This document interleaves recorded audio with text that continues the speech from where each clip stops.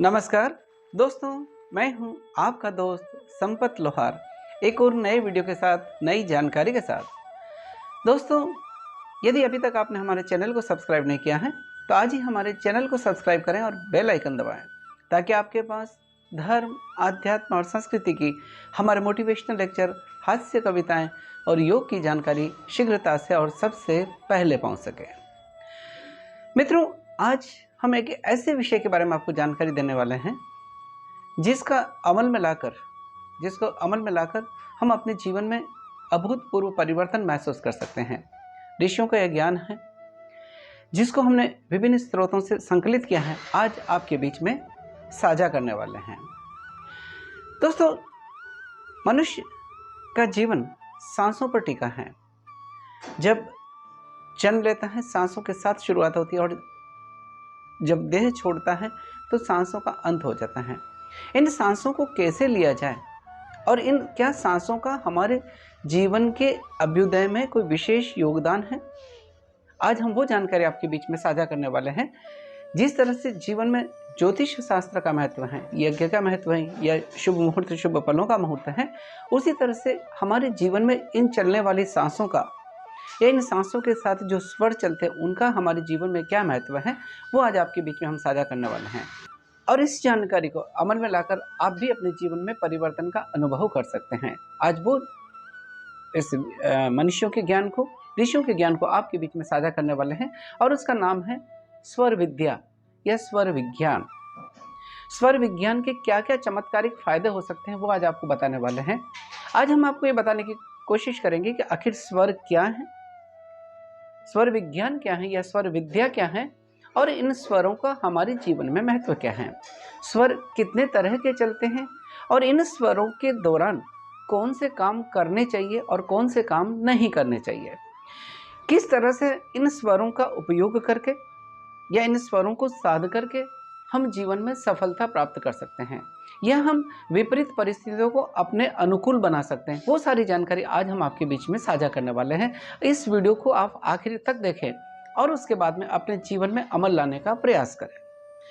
दोस्तों, सबसे पहले हम ये बताने की कोशिश करेंगे कि आखिर स्वर क्या है, स्वर विज्ञान क्या है। हम जानते हैं कि ये जीवन, जो मनुष्य शरीर है, उसमें असंख्य नस नाड़ियाँ हैं। ऐसा कहा जाता है कि 72 करोड़ 72 लाख 10,201 नस नाड़ियाँ हैं। उनमें भी जो सबसे 3 महत्वपूर्ण नाड़ियाँ हैं, जिनको हम कहते हैं ईड़ा नाड़ी, पिंगला नाड़ी और सुषुम्ना नाड़ी, ये 3 नाड़ियाँ बहुत ही महत्वपूर्ण हैं, जो हमारे मेरुदंड के सबसे नीचे के भाग से हैं, जिसे हम मूलाधार कहते हैं। मूलाधार से प्रारंभ होती हैं, मूलाधार सबसे नीचे वाला भाग, मेरुदंड के सबसे नीचे वाला भाग मूलाधार से प्रारंभ होती हैं, और बाईं ओर जो नाड़ी चलती है उसे कहते हैं ईड़ा नाड़ी। दाईं ओर जो नाड़ी चलती है, यहाँ से चल के ऊपर तक आती है, इसे कहते हैं पिंगला नाड़ी, जो हमारे दाईं ओर चलती हैं। और इन दोनों नाड़ियों के बीच में एक तीसरी नाड़ी और चलती है, जिसे कहते हैं सुषुम्ना नाड़ी। यानी ये तीनों नाड़ियाँ हमारे मूलाधार के पास से निकलती हैं, इसलिए उस स्थान को मुक्त त्रिवेणी भी कहते हैं। और यहाँ पर आज्ञा चक्र पर जहाँ भ्रुकुटी बीच में या भ्रू मध्य में आकर मिलती हैं, इसलिए उस स्थान को हम कई बार त्रिवेणी, युक्त त्रिवेणी भी कहते हैं। ये तो रही नाड़ियों की बात। और जो हम सांस लेते हैं, आपने देखा होगा कि जब सांस हम 24 घंटे में लेते हैं तो सारा सांस दोनों नासिका से नहीं चलता है। आप कभी महसूस करें, कभी एक नासिका छिद्र से सांस चलता है तो कभी दूसरे नासिका छिद्र से सांस चलता है। यानी सांस भी परिवर्तित होते रहते हैं नासिका छिद्रों के हिसाब से। जो सांस इन नाड़ियों में चलता है, या लेफ्ट में यानी बाईं ओर से चलता है या दाईं ओर से चलता है, इस सांस को हम कई बार स्वर कहते हैं। स्वर यानी जो ईड़ा नाड़ी यानी बाईं ओर से जो सांस हम ले रहे हैं या सांस चल रही हैं, उसको हम, ईड़ा नाड़ी से चलने वाला सांस को हम कहते हैं चंद्र स्वर। अगर स्वर के रूप में बात करें तो स्वर भी 3 तरह के हो सकते हैं नाड़ी के हिसाब से। जो ईड़ा नाड़ी की तरफ से जो सांस चलती है उसे कहते हैं चंद्र स्वर, जो पिंगला नाड़ी की तरफ से जो सांस चलती है उसे कहते हैं सूर्य स्वर, और इन दोनों के बीच में से यानी सुषुम्ना से जब सांस चलती है तो उसे कहते हैं सुषुम्ना से जो चलती है उसे कह सकते हैं हम सुषुम्ना स्वर। यानी तीनों नाड़ियों से जब सांस चलती हैं तो मुख्यतः चंद्र स्वर और सूर्य स्वर, ये ईड़ा नाड़ी से जब चलती हैं तो उसे हम कहते हैं चंद्र स्वर। और चंद्र की प्रकृति होती है शीतलता देना, और इसी तरह से जब बाईं ओर दाईं ओर से जब सांस चलती है, पिंगला नाड़ी से जब सांस चलती है, तो उसे कहते हैं सूर्य स्वर। ये तो आपको समझ में आया होगा कि स्वर क्या है। यानी जब एक नासिका से सांस चलती है, तब उस समय दूसरी नासिका से सांस नहीं आती है। इसी तरह से जब दूसरी नासिका से चलती है, तो पहले वाले में सांस नहीं आती है। लेकिन इसके बीच में भी कुछ एक समय ऐसा होता है जब दोनों नासिका से सांस चलती हैं। जब स्वर का परिवर्तन होता है, उस समय दोनों नासिका से सांस चलती हैं। तो ये रही स्वर के बारे में बात कि चंद्र स्वर क्या है। आपको समझ में आ गया होगा कि चंद्र स्वर यानी बाईं ओर से जब सांस चलती है, तो उसे कहते हैं चंद्र स्वर। जब दाहिनी नासिका छिद्र से सांस चलती है, उसे कहते हैं हम सूर्य स्वर। और ये जो स्वर है, हमारे जीवन में अगर देखें तो प्रतिदिन 2.5 घड़ी के हिसाब से ये स्वर बदलता रहता है। सूर्योदय के समय जो स्वर चल रहा है, उसको हम उस दिन का स्वर गिना जाता है कि प्रारंभ में कौन सा स्वर चल रहा है। जैसे चंद्र स्वर अगर सूर्योदय के प्रारंभ में आप जब उठते हैं उस समय चल रहा है, तो 2.5 घड़ी तक, लगभग 2.5 घड़ी यानी 1 घड़ी होती है 24 मिनट की, यानी 2.5 घड़ी मतलब 60 मिनट, यानी 1 घंटे तक एक स्वर आपका चलता है। यानी अहोरात्र में, यानी अहोरात्र यानी कि 24 घंटे में, यानी 12 घंटे दिन के और 12 घंटे रात के अगर हम बात करें, तो स्वर बदलते हैं। दिन में 12 बार चंद्र स्वर चलता है और 12 बार सूर्य स्वर चलता है। इस तरह से ये चंद्र और सूर्य स्वर चलते हैं। ये तो रही स्वर की जानकारी। अब इन स्वरों का हमारे जीवन में क्या महत्व है, ये बहुत महत्वपूर्ण है कि ये स्वर से हमारे जीवन की दशा और दिशा परिवर्तित हो सकती है। क्या इन स्वरों का सही तरह से अगर हम इस विज्ञान का या इस स्वर विद्या का उपयोग करें, तो क्या विपरीत परिस्थितियां हमारे अनुकूल बन सकती हैं। ये कुछ जानकारी आज हम आपके बीच में साझा करने वाले हैं। दोस्तों, यह स्वर का जब हमको समझ में आ गया कि लेफ्ट स्वर हमारा चंद्र स्वर है और राइट स्वर हमारा बायां स्वर है, इसका भी चलने का एक नियम है कि ये कैसे बदलता है, क्योंकि तिथि के हिसाब से, वार के हिसाब से भी स्वर का बहुत महत्व होता है। जो स्वर सूर्योदय के समय चल रहा है, उस तिथि का सूर्योदय के समय का स्वर कहा जा सकता है। लेकिन तिथि के अनुसार कौन सा स्वर चलना चाहिए, यह भी हमारे शास्त्रों में दिया है। दोस्तों, हमारे शास्त्रों में एक श्लोक आता है कि आदहो चंद्र सीते सीते भास्करस्तु सीते तरे प्रतिपदा दिनान्य हुस्त्रीणि त्रीणि क्रमोदय। यानी इसका अर्थ ये हुआ कि आदौ चंद्र सीते सीते भास्करस्तु सीते तरे प्रतिपदा दिनान्य हुस्त्रीणि त्रीणि क्रमोदय। यानी कि प्रतिपदा तिथि से 3-3 दिन के अंतराल के बाद स्वर बदलता है सूर्योदय के समय। अब वो कैसे हैं, तिथि के अनुसार मैं आपको बताने की कोशिश करूंगा कि कौन सा स्वर आपका चलना चाहिए। अब स्वर कैसा चलना चाहिए, स्वर की पहचान कैसे की जाए कि आपका कौन सा स्वर चल रहा है। तो पहले हम आपको ये बता देते हैं कि इनकी पहचान कैसे की जाए कि आपका कौन सा स्वर चल रहा है।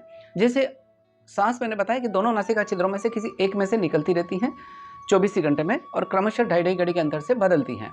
आप अपने हाथ को नासिका छिद्र के पास में इस तरह से रखें और फिर तर्जनी अंगुली को नजदीक लाएं किसी नासिका छिद्र के पास में और सांस छोड़ें। जिस नासिका छिद्र से आपको लगता है कि ज़्यादा वेग के साथ में वायु निकल रही है, वही आपका स्वर कहलाएगा। अगर मानो मैंने जैसे यहाँ चंद्र स्वर, ये चंद्र के पास में रखा है, यानी बाई नॉस्ट्रल की तरफ अगर मैंने रखा और यहाँ लगता है कि मुझे सांस का वेग यहाँ लग रहा है, तो ये कहा जाएगा कि मेरा चंद्र स्वर चल रहा है। अगर आप नासिका छिद्र के पास रखेंगे और आपको लगता है जब सांस छोड़ते हैं कि दाईं ओर से सांस लग रहा है, यानी कि उस समय आपका सूर्य स्वर चल रहा है। तो ये स्वर की पहचान आप बड़े आसानी से कर सकते हैं कि कौन सा स्वर आपका चल रहा है। ध्यान से बैठें और अपनी हाथ को या अंगुली को नासिका के आगे रखें, नासिका छिद्र के सामने, और सांस को छोड़ें। तो आपको लगेगा कि किधर से सांस चल रहा है, वो स्वर आपका कहलाएगा। यानी स्वर की पहचान आपने कर ली कि आपका कौन सा स्वर चल रहा है। कोई भी कर सकता है, बहुत सरल विद्या है। इसको आप पहचान लें कि आपका लेफ्ट चल रहा है या राइट चल रहा है। अब किस तिथि को कौन सा चलना चाहिए, यह भी हमारे शास्त्रों में कहा है। तो चंद्र स्वर अगर आपका प्रथमा, द्वितीय, तृतीय को शुक्ल पक्ष में चंद्र स्वर चलना चाहिए। फिर चतुर्थी, पंचमी, षष्ठी के दिन सूर्य स्वर चलना चाहिए। सप्तमी, अष्टमी, नवमी को फिर चंद्र स्वर चलना चाहिए। फिर दसवीं, एकादशी और द्वादशी को फिर सूर्य स्वर, और वापस तृतीया, चतुर्थी और पूर्णिमा को आपका चंद्र स्वर चलना चाहिए। तो यानी ये चंद्र की बात हुई जब हम शुक्ल पक्ष में बात करते हैं। यही कृष्ण पक्ष की अगर हम बात कर रहे हैं, तो उस समय प्रथमा, द्वितीय, तृतीय तिथि को दिन सूर्य स्वर पहले चले और उसके बाद में चतुर्थी, पंचमी और षष्ठमी को चंद्र स्वर, फिर सप्तमी, अष्टमी, नवमी को फिर सूर्य स्वर, फिर दसवीं, एकादशी और द्वादशी को चंद्र स्वर, और फिर बाद में अमावस्या तक यानी कि तृतीया, चतुर्थी और अमावस्या को आपका सूर्य स्वर चले। यानी कि 3-3 दिन के अंतराल के पर हमारे सूर्योदय के समय ये स्वर बदलते रहते हैं। तो ये समझ में आया कि किस तिथि को कौन सा और इस तिथि के अनुसार अगर आपका स्वर चल रहा है तो आपका दिन बड़ा मंगलमय होगा और जीवन में अनुकूल परिस्थितियां आपके अनुकूल बनती हैं। ये छोटी सी जानकारी है जो हमारे इस विद्या में दी गई है कि ये स्वर क्या है और इन स्वरों का महत्व क्या है हमारे जीवन में। ये एक बहुत महत्वपूर्ण बात है कि इस स्वर विद्या का हम उपयोग कैसे कर सकें।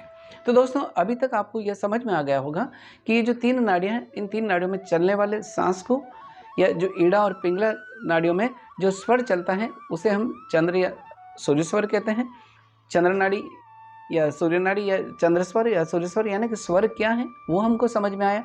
हमने ये समझा कि ये स्वर किस तिथि को कौन से चलने चाहिए, ये भी हमको समझ में आया कि हम प्रथमा, द्वितीय, तृतीय तिथि को कौन सा चलना चाहिए और इसी तरह से बाकी तिथि को कौन सा चलना चाहिए। ये क्रमशः हमने ये बताने की कोशिश करी कि शुक्ल पक्ष में आपका कौन सा स्वर चलना चाहिए और कृष्ण पक्ष में कौन सा स्वर चलना चाहिए।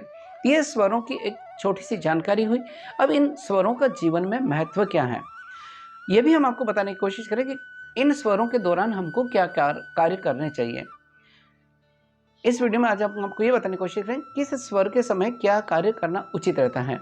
जैसे चंद्र स्वर की बात करें तो चंद्र और सूर्य जो 2 स्वर हैं हमारे, तो चंद्र स्वर को हम ये माना जाता है कि चंद्र स्वर यानी चंद्रमा, जिसका प्रकृति शीतलता देना होता है, तो शीतलता या स्थिरता के लिए चंद्रमा को हम गिन सकते हैं।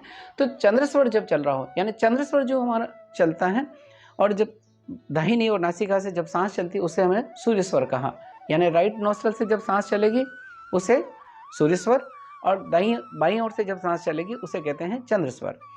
सूर्य को शिव का प्रतीक माना गया, यानी सूर्य स्वर को शिव का प्रतीक माना गया है। इसका रंग ऐसा माना गया है कि काला है। और बाईं ओर जो नासिका से जब स्वर चलता है चंद्र स्वर, उसको शक्ति स्वरूपा या पार्वती स्वरूपा माना गया है और इसका रंग गोरा माना गया है, ऐसा कहा गया है। लेकिन जैसा मैंने बता रहा था कि जब चंद्र स्वर चल रहा हो उस समय हमें वो कार्य करने चाहिए जिसमें कम श्रम की ज़रूरत हो, कम मेहनत करनी पड़े। ऐसे कार्य करने चाहिए जो स्थायी कार्य हैं, वो इस समय जब हमारा चंद्र स्वर चल रहा हो उस समय उन कार्यों का प्रारंभ करना चाहिए, तो जीवन में सफलता मिलती है। जैसे स्थायी कार्य की बात करें तो जैसे आप भवन निर्माण की बात कर रहे हैं, या भवन निर्माण कर रहे हैं, या आप कोई कुआं खोद रहे हैं, या तालाब का निर्माण कर रहे हैं, या और कोई ऐसा स्थायी कार्य कर रहे हैं, दीक्षा ले रहे हैं, मंत्र ग्रहण कर रहे हैं, यज्ञ हवन कर रहे हैं, अगर उस समय अगर चंद्र स्वर चलता है तो उससे विशेष फायदा होता है। उस समय यह कार्य करने से स्थिरता भी आती है और सफलता भी मिलती है। तो ये रहा चंद्र स्वर के समय हमें जो करने वाले कार्य हैं वो कौन से करने चाहिए। और उस समय जैसे तरल पदार्थों का पेय करना है तो उस समय अगर चंद्र स्वर चल रहा है तो वो पीने से फायदा होता है। इसी तरह से जब सूर्य स्वर चलता है, सूर्य की प्रकृति होती है गर्म, उष्ण होती है प्रकृति। सूर्य प्रतीक होता है ऊर्जा का, सूर्य प्रतीक होता है उत्साह का, सूर्य प्रतीक होता है जोश का। तो उस समय ऐसे कार्य करें जिसमें हमें अधिक श्रम की जरूरत पड़े, जिसमें श्रम ज़्यादा जब लगे, कठिन कार्य करने हो, वो कार्य उस समय किए जा सकते हैं। तो उसमें आपको वांछित सफलता मिलती है या अनुकूल परिणाम मिलते हैं जब ऐसे कार्य हम उस समय करते हैं। और जब सुषुम्ना स्वर चल रहा है तो सुषुम्ना स्वर के समय वो कार्य जो चाहे शुभ हो अशुभ हो, वो कार्य जहाँ तक हो सके नहीं करना चाहिए। सुषुम्ना स्वर जैसे मैंने बताया कि जब स्वर बदलते हैं तो उस समय दोनों नासिका से आपके सांस चलती हैं, दोनों नासिका से सांस आती हैं जाती हैं, उस समय कार्य नहीं करना चाहिए। उस समय केवल ध्यान करना चाहिए, ईश्वर का ध्यान करना चाहिए, योग साधना करनी चाहिए, ईश्वर की भक्ति करनी चाहिए। ये समय वो होता है जब सुषुम्ना से जब सांस चल रही हो तो उस समय ईश भक्ति या ईश ध्यान या योगाभ्यास करें। उस समय योग में योग साधना करें, योग ध्यान करें और उस समय मन को शांत रखने का प्रयास करें। तो ये उस स्वर के दौरान ये कार्य करना चाहिए। तो दोस्तों, ये छोटी सी जानकारी आज हमने आपके बीच में साझा करी कि स्वर क्या है, किस स्वर के दौरान कौन सा काम करना चाहिए, स्वरों की पहचान कैसे की जाए। अब हम आपको आगामी वीडियो में, हम अपने अगले वीडियो में ये बताने की कोशिश करेंगे कि जैसे मैंने बताया कि ये कार्य उस समय करना चाहिए, लेकिन अगर उस समय आपका स्वर नहीं चल रहा है तो फिर आप क्या करेंगे। जैसे जिस समय जो काम करना वो करना ही पड़ता है, लेकिन अगर वो समय वो स्वर आपके अनुकूल नहीं चल रहा है तो आपको क्या करना है, तो आप हमारे चैनल से जुड़ रहे हैं। हम आपको अगले वीडियो में ये बताने की कोशिश करेंगे कि अगर वो स्वर नहीं चल रहा है तो उस स्वर को कैसे बदला जाए। अगर स्वर के अनुसार हमको जीवन में कैसे दिन की शुरुआत करनी चाहिए, ये भी हम आपको बताने की कोशिश करेंगे कि प्रातः उठते समय हमारा स्वर कौन सा चलना चाहिए, कैसे हमें उठते समय कौन सा पैर पहले ज़मीन पर रखना चाहिए, उठ के हमें क्या करना चाहिए, किस तरह से हमें अपने जीवन की या दिनचर्या का निर्वाह करना चाहिए, ये सब हम आपको आगामी वीडियो में बताने वाले हैं। तो हमारे चैनल के साथ जुड़े रहें और अगले वीडियो में आप देखिए कि कौन कौन से कार्य कैसे कर सकते हैं। अगर आप चाहते हैं कि कोई व्यक्ति आपके पास बहुत देर तक बैठा रहे तो आपको किस तरह से स्वर का प्रयोग करना चाहिए। अगर आप चाहते हैं कि आपके पास में कोई व्यक्ति ज़्यादा देर न बैठे तो किस तरह के स्वर का प्रयोग करना चाहिए, ये सारी जानकारी हम आपको आगामी वीडियो में देंगे। तो आप हमारे चैनल के साथ जुड़े रहें। दोस्तों, ये हमारे ऋषियों का ज्ञान है, मनीषियों का ज्ञान है, विद्वानों का ज्ञान है, जिसमें कई स्वर विज्ञानियों ने खोज करी है, रिसर्च करी है, अमल में लाए हैं और उस ज्ञान को संकलित करके हमने आपके बीच में साझा किया है। अगर ये जानकारी आपको अच्छी लगी है तो हमारे चैनल को लाइक करें, शेयर करें, कमेंट करें और अगर अभी तक आपने हमारे चैनल को सब्सक्राइब नहीं किया है तो आज ही सब्सक्राइब करें। दोस्तों, हमारा प्रयास रहता है कि हमारे जो भारतीय ऋषियों का ज्ञान है, मनीषियों का ज्ञान है, जो हमारी सनातन विरासत है, उस विरासत को आपके बीच में साझा किया जाए। एक छोटा सा प्रयास आपके बीच में किया गया था। दोस्तों, इसी के साथ आपके दोस्त संपत लोहार को इजाज़त दीजिए। जय हिंद, जय भारत।